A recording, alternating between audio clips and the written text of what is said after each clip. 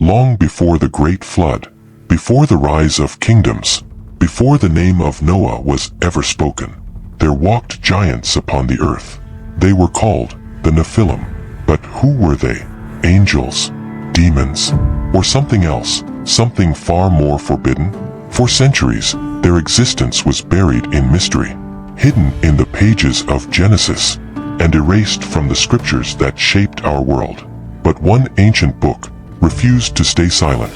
The Book of Enoch. Now, the veil will be lifted, the truth revealed, and the mystery of the Nephilim will be uncovered once again. A forbidden story from the dawn of mankind. In the beginning, the earth was pure, uncorrupted.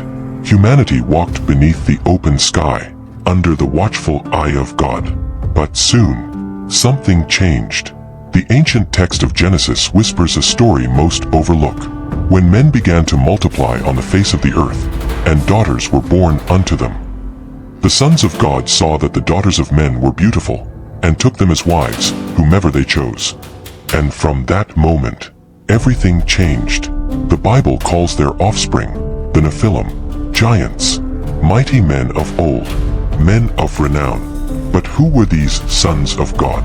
Scholars have wrestled with that question for thousands of years. Some say they were the line of Seth, righteous men who fell into sin.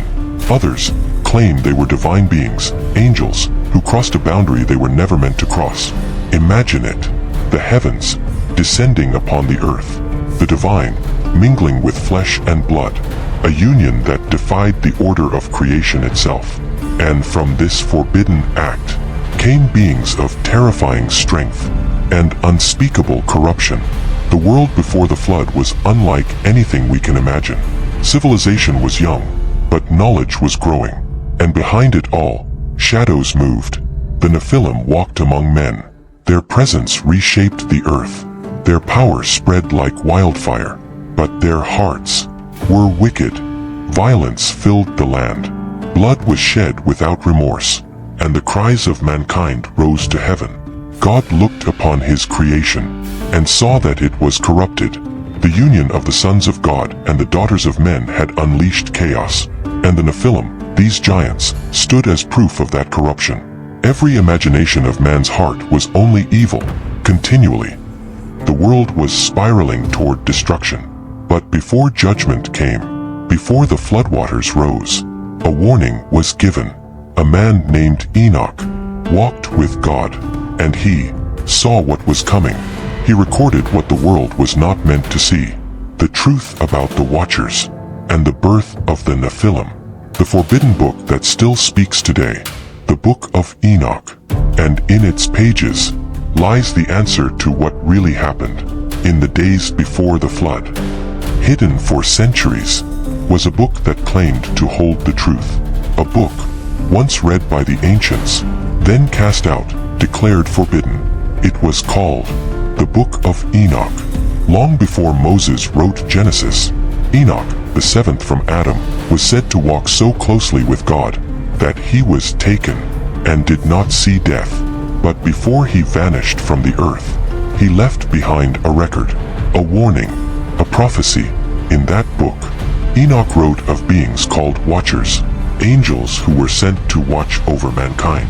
But when they saw the daughters of men, they were consumed by desire, and under the leadership of one named Semjaza, 200 watchers descended upon Mount Hermon, and made an oath to take human wives, and bear children by them. That was the beginning of the Nephilim, beings of great stature and power, born of heaven and earth.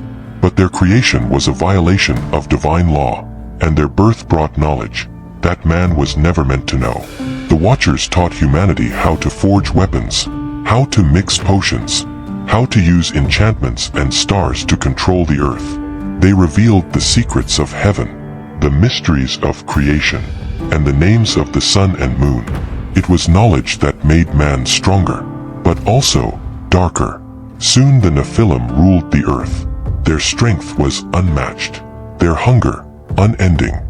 They devoured everything, the beasts of the field, the birds of the air, and then mankind itself. The cries of the earth reached heaven, and the holy ones looked down and saw what had been done. God's creation, twisted by rebellion. The Watchers had corrupted all flesh, and the Nephilim, their monstrous offspring, had filled the world with violence. Then came the decree. The archangels were sent to bring judgment. The Watchers were bound, imprisoned beneath the mountains until the final day, and their children, the Nephilim, were condemned to perish upon the earth. When they died, their spirits remained restless, evil, cursed to wander the world as spirits of darkness. This is where the ancient Hebrews believed demons came from, not from hell itself, but from the spirits of the giants, the children of the Watchers. The Book of Enoch claims that these spirits would plague mankind until the end of days, that even after the flood washed the earth clean, their presence would not fully fade, and in the last days, they would rise again. It was a warning, a prophecy, a truth too dangerous for the world to keep. And so, the Book of Enoch was hidden, but its words survived, whispered through generations. Until now, the earth trembled beneath the weight of its corruption. Violence covered every city. Blood stained the rivers.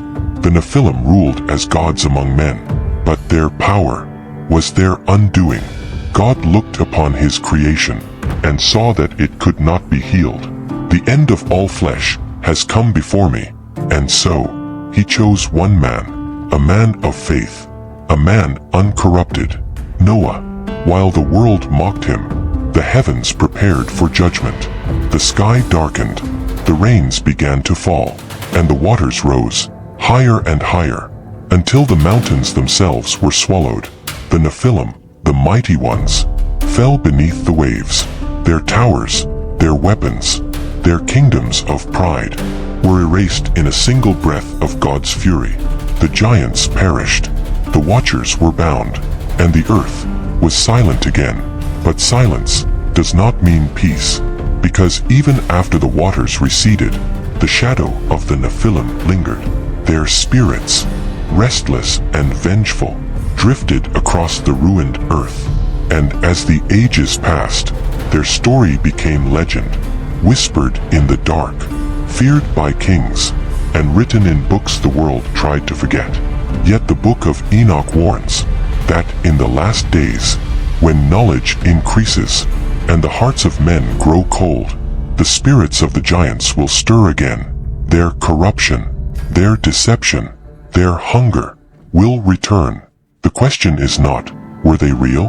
The question is, are they coming back? This was only the beginning. The forbidden story of the Nephilim is far from over. Subscribe and continue the journey into the mystery. In episode 2, because the flood may have ended their reign, but their legacy still haunts the world today.